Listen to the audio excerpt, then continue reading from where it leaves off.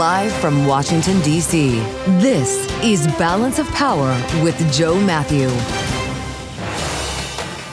Jay Powell claps back. Welcome to the Monday edition.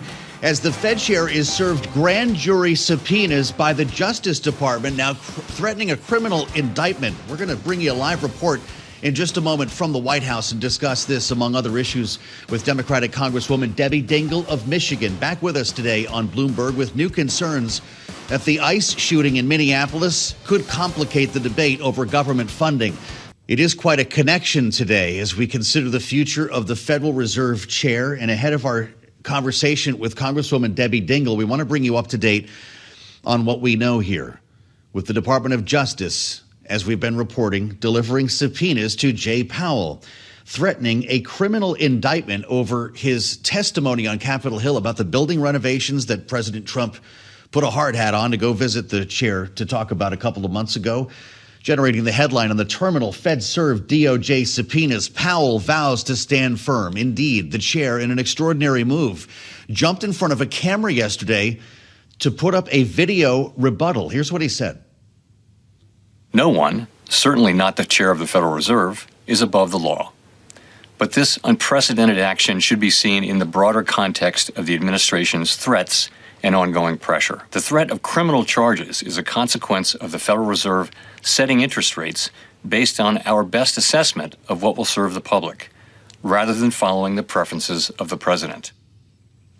And thus, he says, being punished for, in fact, doing his job. He did, yes, invoke the president, who says he did not know this was coming. He was surprised by the news and learned about it just like you did. That's where we start with Tyler Kendall. We want to get an update from the White House before we talk to the Congresswoman. Bloomberg Washington correspondent Tyler, the president has not spoken publicly about this, has he? No, not yet, though, Joe, as you mentioned, he did tell NBC News in an interview overnight that he did not have knowledge of this investigation. It is worth pointing out that it's our understanding that the investigation was greenlit by the U.S. Attorney General for the District of Columbia, Jeanne, a longtime ally of this White House. And people familiar with the matter tell us here at Bloomberg News that FHFA Director Bill Pulte was a driving force in getting the Department of Justice to issue these subpoenas. Now, he did dispute that reporting and denied knowledge of the investigation in an interview with Bloomberg Television earlier today, but we do know that he was on Air Force One with President Trump over the weekend. There's a lot of different threads that we can pull on here, but if we focus on the Washington reaction, Joe, we are hearing from more and more lawmakers as the day goes by. Of course, last night in a stunning statement, Senator Thom Tillis, a retiring Republican from North Carolina, says that he will block any of President Trump's Federal Reserve nominees until the legal matter is resolved, and he really could. He sits on the Senate Banking Committee where there is a 13-11 majority for Republicans, so he could stall a nomination from going to the full floor. We mentioned this earlier on the program, but it does appear that Powell is talking with these senators in real time. Senator Lisa Murkowski, a Republican from Alaska, confirmed she spoke with him earlier this morning, and she is now suggesting that Congress could launch its own investigation into the Department of Justice's investigation. And Joe, I'll leave you with this one. The House Financial Services Chair, French Hill, saying that this is an unnecessary distraction, in his words, appearing to take the side of the Fed chair. At this point, we're going to have to see how this goes from here, because as you all know, there is a very high legal bar to remove a Federal Reserve official from their position, a protection that was bolstered by the Supreme Court just last year. Yeah, I'm looking at the guidance for today, the schedule.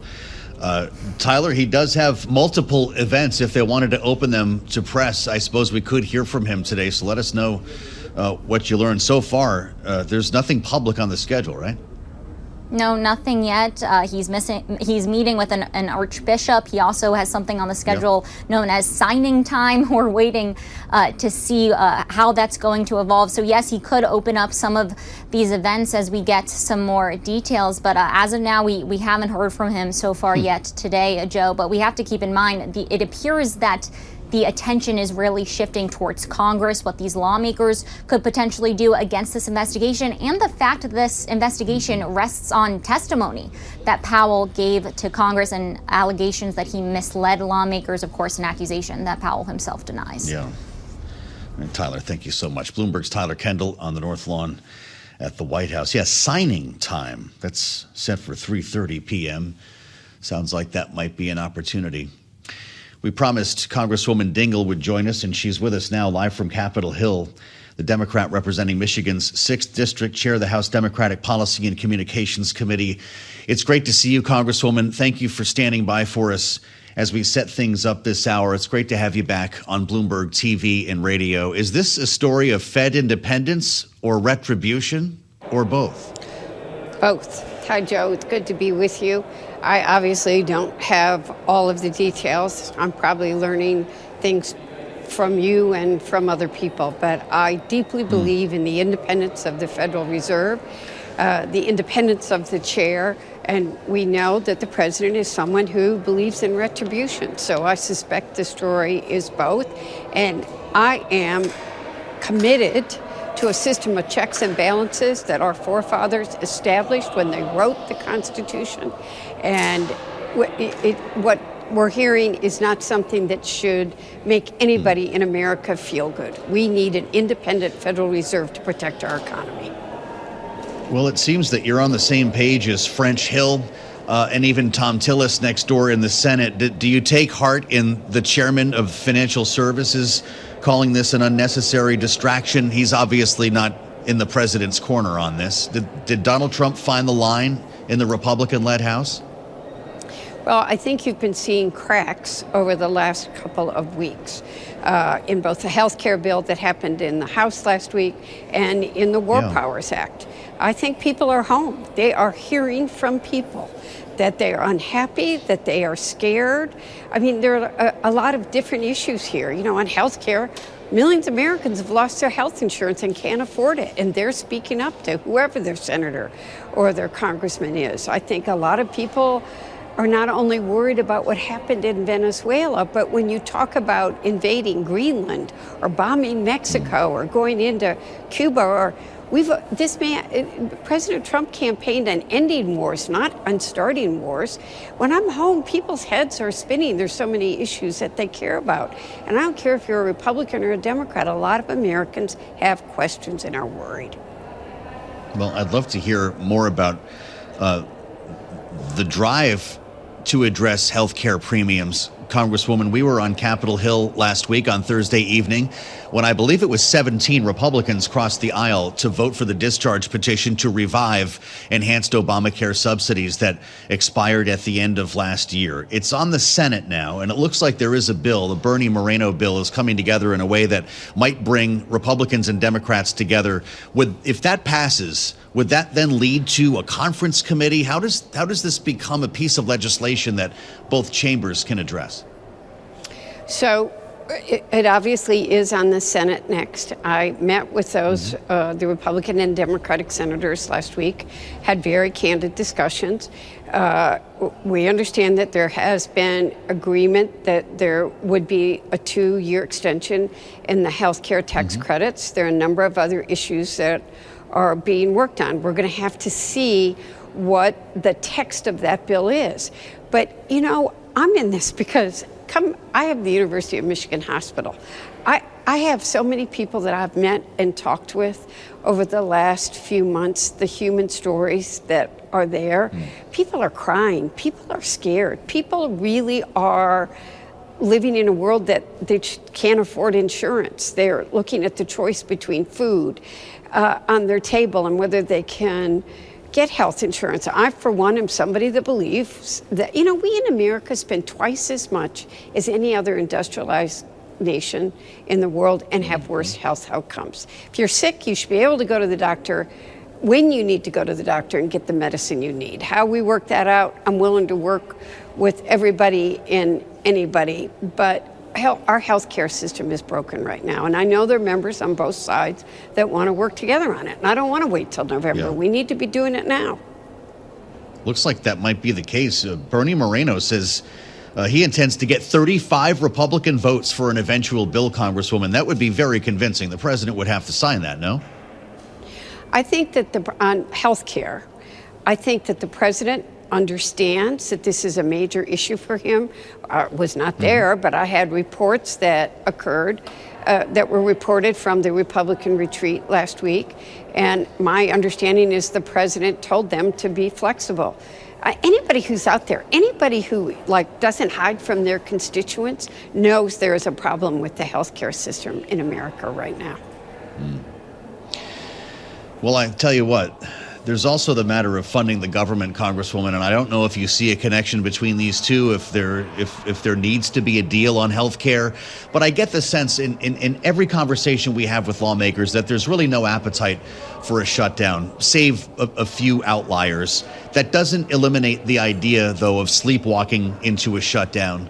And based on what we're seeing in Minneapolis now, the administration doubling down with ICE agents following the fatal shooting that took place last week, there is a new concern that funding for Homeland, for instance, might be bogged down in debate over what took place involving ICE and similar deployments around the country, and that we slide into a shutdown.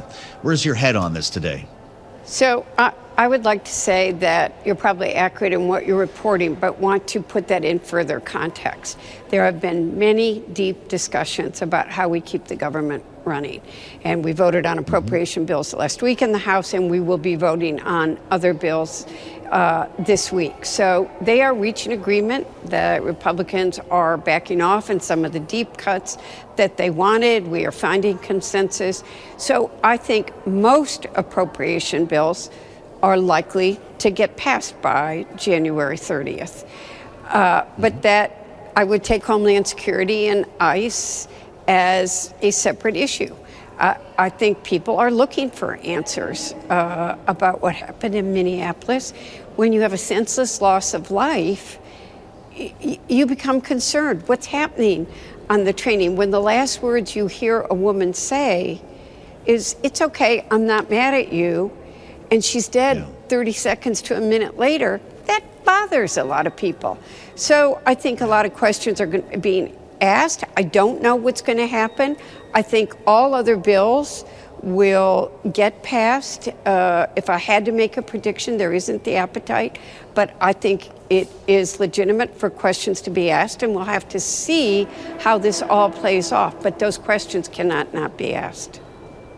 What do you make of, you've been in this business and around this business for a minute, Congresswoman, this Rorschach test that we're seeing now, not only the rush to judgment, but the predictability based on people's political affiliations on what they're concluding from these videos. How dangerous is this? It's dangerous. You know, I want to say that Tom Homan, who is a seasoned, I probably don't agree with him on many of the things he has said. The first thing he said is, we need a transparent and deep investigation. He didn't rush to clear anybody. He didn't rush to call someone a domestic terrorist. We need the facts. And we have got to start getting back to facts. We have to, and we need that transparency. You know, everybody wants to be safe, okay? And the immigration discussion is a separate discussion. But it isn't, I mean, being safe also depends upon public trust and those that have the responsibility to keep you safe. So it's not contrary to say thank you to those that are keeping us safe, but ask questions when someone has been senseless. Well, senseless is a judgmental issue, but when someone's been shot and killed, you need to ask questions. And people saw those videos. And I quite frankly had wished that the Secretary of Homeland Security hadn't rushed out there and called this woman a domestic terrorist. She didn't have any more facts than I had. Like jumping and not getting the facts are deeply, deeply disturbing. And there have been a lot of people that have analyzed the tapes and raised a lot of fair questions. It's all amplified by social media. And you really do worry about this trend accelerating. The rush to judgment seems to get faster each time, Congresswoman. I need to ask you about the president's trip to Michigan tomorrow. He's bringing the affordability message back on the road, and there's going to be a speech that I'm sure we'll all be listening to and watching in Detroit. I don't know if you're going to be there for the speech or if you plan to watch it. But he's also going to be touring a Ford factory tomorrow, according to the press secretary. What would be your message to Donald Trump before he lands in your state to talk affordability? Well, I want to say to people, I have been at the last two Detroit Economic Club speeches that he spoke at. I, at 2 o'clock tomorrow, will be in a hearing on the auto industry on 12 bills, 3 of which are mine, including autonomous vehicles. So I'm doing what I'm supposed to do, which is to protect the industry that I represent. I will watch the speech. But if I were to say anything to the president, I would say you need to help keep this domestic auto industry strong. We have been a global leader. They can't constantly be a ping pong ball. Every business in this country needs certainty. Cars are becoming too expensive. I agree with the president on tariffs against China. We need a level playing field, and we're not playing on a level playing field against China. They're manipulating their currency, subsidizing their products, losing slave labor. But this industry needs certainty, and they haven't had it. And I want to work together with my colleagues on both sides of the aisle and with the president to have a stable environment to keep our domestic auto industry affordable and a global leader. Well, I want to hear more about your bill on autonomous vehicles. So I'd love to have you back to talk about this, Congresswoman. I know that's the bill that you're, at least one of them, that you'll be addressing tomorrow. Safeguards for autonomous vehicles could be one of the biggest stories of this new year, and it's great to have you back. Congresswoman Debbie Dingell, the Democrat from Michigan, with us live from Capitol Hill. It's good to see you, and I hope 2026 is treating you well so far. I'm Joe Mathieu in Washington. This is Balance of Power, as we bring you voices from both sides of the aisle every day here on this program. We drive forward with help from our political panel coming up next. Chen is with us, the Republican strategist, and Jeanne Zaino, our Democratic analyst and Bloomberg politics contributor, as we find our way forward on a day that has eyes on Jay Powell and the Department of Justice. Markets, too. We'll check those next, right here on Bloomberg. As we connect the dots between Washington and Wall Street every day here on Bloomberg TV and radio. Thank you for spending part of your Monday with us as we turn our attention to the Arsenal of Freedom tour and its next stop. That's what they're calling it at the Pentagon. The Department of Defense and Secretary Pete Hegseth up with his own trailer of sorts this morning, climbing the stairs on the jet to say, next stop, Texas. And the reason why we're following this is not only because of Pentagon policy, and the Pentagon is framing this as the third major speech when he visits SpaceX today of his tenure, and a direct follow-up to his speech at Fort McNair last fall. You remember the speech about the beardos and the fatties? We don't expect the same speech this time. In fact, it's going to be a very different crowd as he speaks to the rank and file at one of the most important defense contractors in the country. And it's created a whole new conversation here in Washington about Elon, the political operative. Remembering, of course, he had gone back to Tesla. He was done with politics following Doge and was going to focus on the business at hand. He's been spending a lot more time with Donald Trump recently and is again appearing with the Secretary of War today, making us consider the on-again, off-again relationship between Elon Musk and the administration. And Elon, because he's not very busy, has agreed to head that task force. Be interesting. If he has the time, that'd be a good one to do it. President Trump has ceded the presidency to Elon Musk. No, that's not happening. But Elon's done an amazing job. Elon can't do and won't do anything without our approval, and we'll give him the approval where appropriate. If there's a conflict, that we won't let him get near it. But he does have a good natural instinct. I expect to continue to provide advice whenever the president would like advice. I hope so. I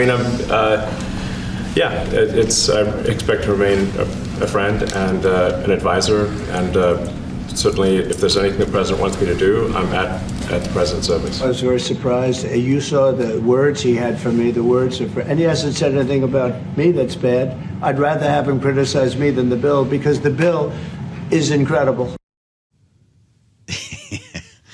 That was so long ago. Kaylee Lyons was sitting next to me.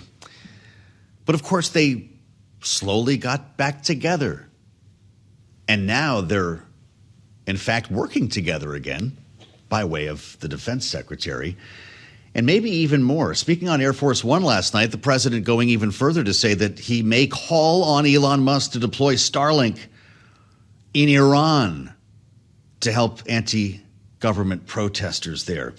This is where we start with our political panel, the reemergence of one of the most significant political operatives in the last campaign. Bloomberg Politics contributor Jeanne Zaino is with us, democracy visiting fellow at Harvard Kennedy School's Ash Center, alongside Republican strategist Lanhee Chen, fellow in American public policy studies at the Hoover Institution at Stanford University. It's great to have both of you with us here.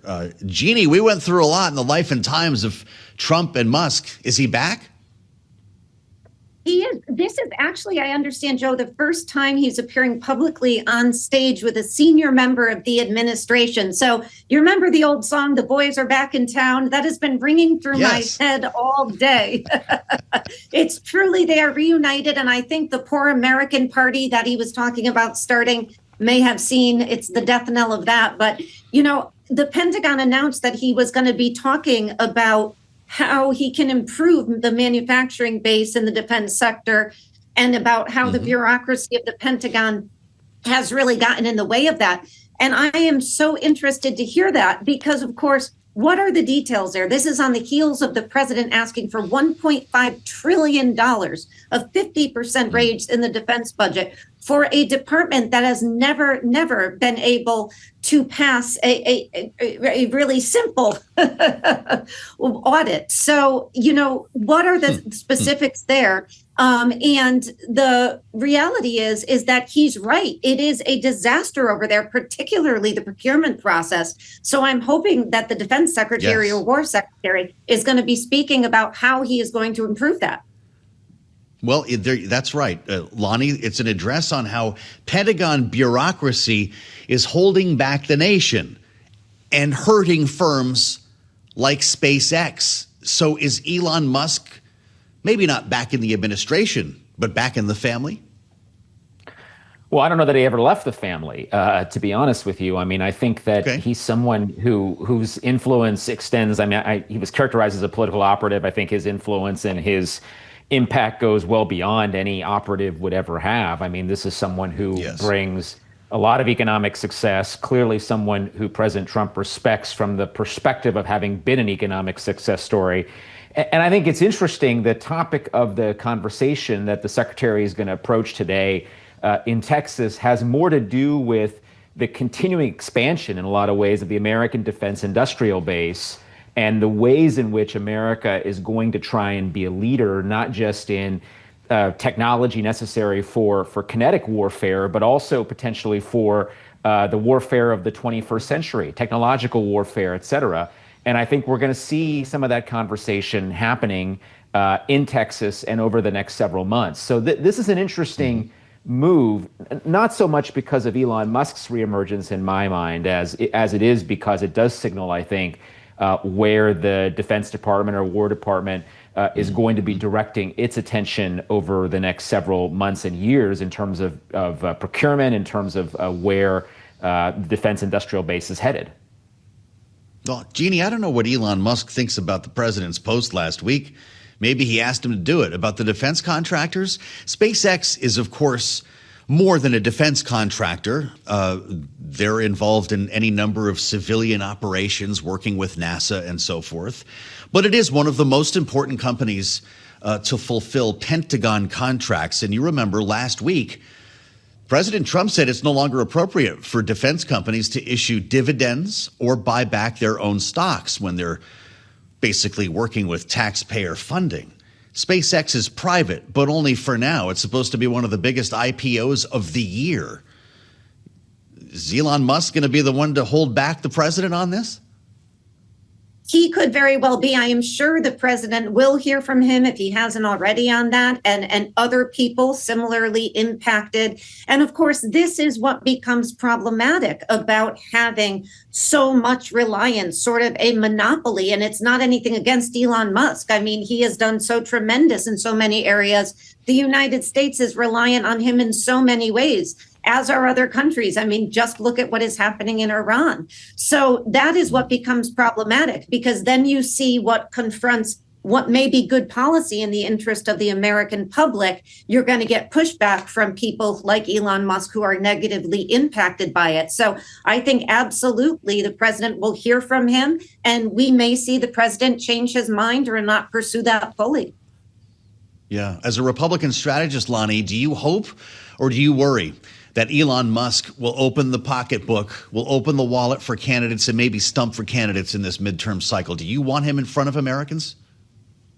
Well, I think certainly if he decides to get involved with his personal finances and, ends up supporting, for example, Republican congressional candidates, I think that's got to be a net positive in terms of the resources he brings to the table. This is going to be a very competitive election cycle. It's going to be closely watched. There are very few seats that are going to determine majorities in the House and the Senate, and it's going to be expensive. And he was such a significant part of the 2024 cycle in terms of his contribution in that way. I would think that Republicans around the country are going to be watching carefully to see how he gets involved.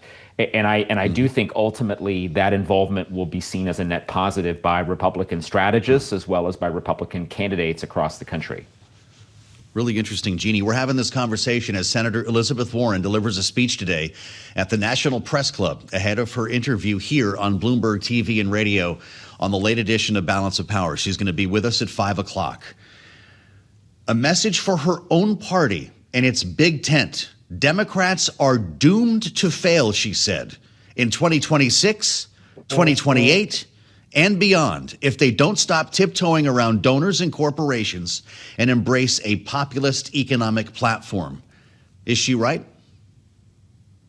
She has a point. I mean, the energy on the Democratic side has been there. We've seen that repeatedly. I don't know if I would say you have to fully embrace that, but what I think you do have to fully embrace is the issue of affordability, because no matter how much money, and Lanhee was just talking about this, that Elon Musk may put into the races in this midterm cycle, it will be won or lost on the issue of affordability and the economy. Populist responses to that are not the only solutions, but you've got to be talking about that and cannot be distracted by so many other things going on in the world. And that's where I think the biggest challenge for Democrats is. So I'm very anxious to hear her on that. And also, of course, on the Jerome Powell issue. She'll have a lot to say on that, I'm sure. Yeah.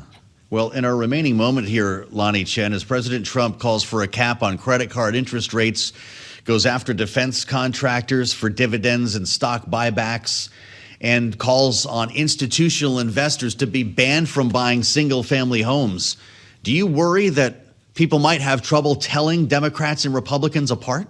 Yeah, well, this is the thing about populism, right, is that there is a point at which the left and the right meet. And I think you're seeing some of that in some of the recent policy pronouncements. But look, ultimately, I think for the president, it is going to come down to what is the affordability agenda? Is that something Republicans are going to embrace? And I think Republicans are going to have to distinguish themselves on that metric, on demonstrating some commitment to those issues. And on some of these policies, Joe, you are going to see right and left come together in potentially bipartisan consensus. It's like a political science class every day here, I tell you, with the help of Lanhee, Chen, and Jeanne Zaino. Great panel. Thank you both. We've got much more ahead on Balance of Power, the Monday edition, only on Bloomberg TV and radio. Thank you for spending part of your Monday with us here on Balance of Power on Bloomberg TV and radio. It was on Friday that we were talking oil here with regard to Venezuela, remembering the big meeting that took place at the White House with the CEOs from all the oil majors. There were, I believe, 17 major oil CEOs in the East Room with President Trump, the Vice President, Secretary of State, and this man, the Secretary of Energy, Chris Wright, who joined us first after that meeting to talk about the massive investment that would be required to stand up Venezuela's oil industry all over again. Here's what he told us. We're going to have teams on the ground investigating, following what's happening with production in the facilities, seeing what the safety and security situation is like and how that progresses. But I have no doubt at all we will see massive increases in investment from many companies into the oil and gas industry in Venezuela. And the production profile will reflect that. We'll see growing production later this year, hopefully by this summer. But of course, we talked about some of the pushback that we heard, or at least the concerns from a lot of the oil majors who were there, because they know this better than anybody, having already been in Venezuela. And of course, Chevron remains in country, but ExxonMobil, for instance, pulled out of Venezuela, having seen its assets seized twice. And you remember this line from Darren Woods on Friday, uninvestable was how he described Venezuela. President Trump not happy about that, saying he was displeased with the company's response and told reporters on Air Force One he'd be inclined to keep Exxon out because of that line. We heard a lot of different narratives in the room. Harold Hamm had nothing but compliments for the president, but there was still this concern about how long it would take, how much it would cost, and what it would mean for the oil industry at large. I'm really glad to say that Bob McNally is with us to help us get our heads around this project. The former founder, I should say, and president, Rapidan Energy Group, former special assistant, senior director for international energy on the National Security Council in the President George W. Bush administration. Welcome back, Bob. It's great to see you. I hope your year is starting off well. You bet. We need you at times like these. Yep. You say it's always about the barrels. And in this case, it's going to take a lot to get these barrels out of the ground here. But of course, you have been talking about Venezuela for years, right? Chevron's been there for 100 years, I think the president said. What would it take for all of these companies to come back into the country? And would it be worth it for them remains the big question. Is the return there? Yeah, I think what they're all waiting and looking for, and Chevron, which toughed it out, is hoping for, that we're going to see a stable, workable, decent regime that's going to have favorable commercial terms, good relations with the United States, and not be sanctioned. But Joe, if we could just step back for a second, because I think there's sort of three buckets of oil we're talking about. Okay. There's the 30 million barrels that's been produced. Yep. It's stored. President Trump has a lot of say about what happens to that. Yep. And they're working about marketing that. But that's easy. Then there's the oil that might be produced in the next few years, if Chevron gets a license and some diluent to do that and so forth. Let's call that the low-hanging fruit. And President Trump has a lot of say over that as well. Mainly, can he help deliver that stable government we need? True. But then there's the third bucket, and that's what I think Exxon was talking about. That's the millions of barrels a day more that Venezuela could produce. That is well beyond the Trump administration. That's going to be measured in years to 5-year increments to decades and tens of billions of dollars. So there's really three buckets of oil. I think the president's relevant for the first two, but that third one is what Exxon was speaking about, and right now it's probably not investable for that long term, and hopefully it will be soon. We hear about heavy, sour crude. Does Exxon want this kind of oil when it's got the access that it has to other parts of the world? It sure does. And I don't mean to make this about companies, any of them. No, any of them. No, look, so one question would be, look, if we were speaking here a year ago or 2 years ago, you'd say, Bob, everyone says demand's going to peak by 2030. This is like a horse and buggy factory opening up in 1902. Who wants that? Right. Okay. But that narrative is collapsing. The IEA and others are realizing we're going to need a lot more oil, especially in 2035. We got plenty next year, plenty this year. Not in 2035. So we need that extra oil from Venezuela. Okay. Then there's a type of oil, like you said, Joe. Not all oil is the same. Venezuela's oil is like molasses, right? It barely moves. It's got to be upgraded and treated. U.S. companies have the logistical, engineering, planning, financial wherewithal to turn that molasses into the gasoline and diesel that you and I use. And so you almost need those kind of companies to really get Venezuela back in the game. So it's just what the doctor ordered, but not till 2035. Would our refiners need to retool to handle that kind of crude? Not really. We built our refiners to run that kind of crude. We get the similar types, not exactly the same, from Mexico, from Canada. So our, what we call complex refineries on the Gulf, big thing, they integrate heat, catalysts, pressure. They know how to crack that gunk into gasoline. Okay, so we've got this massive oil reserve in Venezuela. Everyone's drooling over it, or we'll just say that for now and assume that that's true. What if you made a massive investment in the Permian? What does that do to your domestic investment as an oil company? Well, you want to have a portfolio. There's a role for Permian shale oil, which, if I can extend my analogy, it's sort of like champagne, not full of gunk, not full of, that's a high quality oil. You want to have some of that. But the Permian has matured for the time period. It's going to flatline a little bit. We're looking into 2035, Joe, and these companies have a long outlook. They're looking well beyond the Trump administration. And they're saying when we lose 4 to 6 to 7 million barrels a day of production a year just from depletion, where are the new barrels that are going to come to offset those declines and add new oil, which we now realize we'll need? Yes. So you need light sweet from the Permian. Okay. You need heavy from Canada, Mexico, and Venezuela. Okay, fascinating. 10 years, $100 billion. Is what they're saying. That would outlive this administration by a lot. And I think that was the point that you were getting to. Right. Does this project then go unserved? Or do these companies need to do their own exploration? How do they come to these decisions? Well, I think, and Darren Woods spoke to this, assuming we have basic safety and security. Yes, right.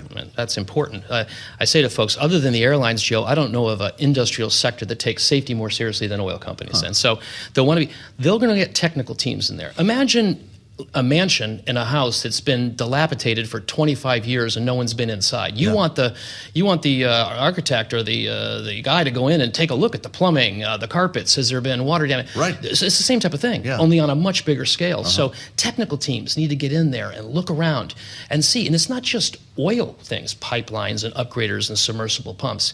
How about electricity? How about roads? How about port capacity? We're talking about a country, really. And this needs to be assessed because it's been in loony land for 25 years. Really interesting. With all of that said, we're told that there are roving bands of militias.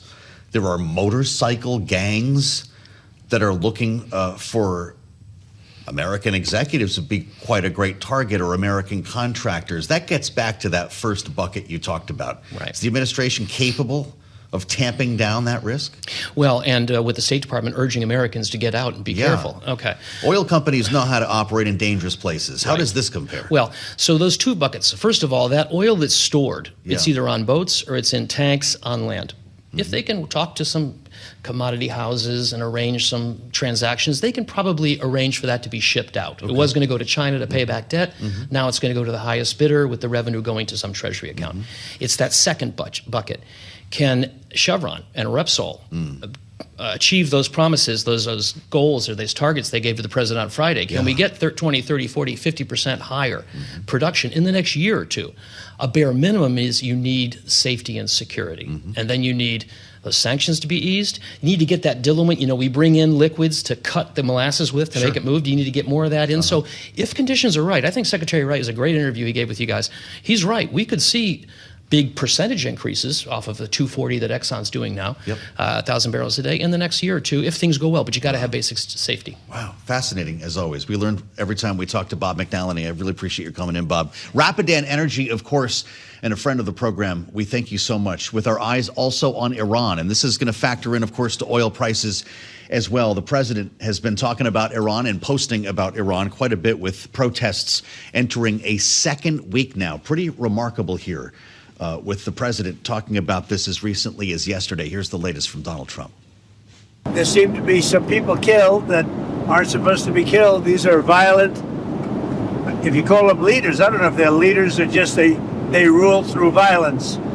But we're looking at it very seriously. We may meet with them. I mean, a meeting is being set up. But we may have to act because of what's happening before the meeting. But a meeting is being set up. Iran called, they want to negotiate. Iran called, they want to negotiate. We wanted to talk about this with Becca Wasser, Bloomberg Economics Defense Geoeconomics Team Leader. Becca, you still have the best title in the room. It's great to see you. Are we sure Iran called? What do we think the overtures from Tehran include? Well, I think here they're trying to have an open dialogue and trying to make it so that we don't potentially see the use of strikes against them as President Trump has threatened. So they're taking him at his word. They're taking him at his word. And I mean, at this point, track record shows that they probably should. Last few times that he's said that he's going to strike a country, he's followed through on it. But also, Iran has fresh wounds. There have been U.S. and Israeli strikes on their soil in very recent memory. So I think it's trying to have a conversation, but also in doing so, even if they make it so that there isn't strikes, it at least prolongs the timeline. Yeah. We're being told, Becca, that it's different this time when it comes to the protest. The fact that it's gone on for this long and the regime has not been able to essentially scare people back into their homes is remarkable. We're told some 500 protesters are dead, 11,000 have been arrested and are being held. How does this end? Well, I can't tell you how it ends necessarily, but I do think there is something to be said about the size of these protests, the spread across the geography, and the fact that this is not the first time in recent years where we've seen Iranian people take to the streets. Yeah. So there's clearly something internally that they need to be trying to move the needle forward on. It's just whether what the U.S. does in response actually helps the protesters rather than potentially hinders what they're trying to do. That could include internet access by way of Starlink. The president says he is thinking about asking Elon Musk to do that, as the regime has cut out all internet connectivity and power in some cases. Would that make a difference? That would definitely make a difference in terms of the communication and the ability of the people to get their word out there, to tell everyone what's actually happening on soil, because we don't truly know at this point. So being able to have increased access would definitely be one of it. But as we've heard, there's a range of options that are going to be put forward to President Trump tomorrow. Right. And so that ranges from things like providing more internet access to military strikes, to the potential for even cyber attacks or some type of maybe even targeted assassination even. So it's a wide range of options that kind of go from helping protesters to the more kinetic options that we usually tend to see. The president talked about having a menu of options before him, and I'm glad you mentioned that. This will be an important briefing tomorrow. Are you watching oil as a potential fallout for any sort of kinetic action the military might take? Well, we're always looking at oil when it comes down to any conflict in the Middle East. But I think one of the things that we've seen is there's been a great deal of resilience from international oil markets whenever it relates to conflict, just because conflict is the price of doing business, unfortunately, in the Middle East. That's quite a statement. And of course, we did go through this already with Iran last year. Becca Wasser, we thank you so much for the insights. We'll have a lot more on the late edition of Balance of Power, 5 p.m. Eastern, right here on Bloomberg.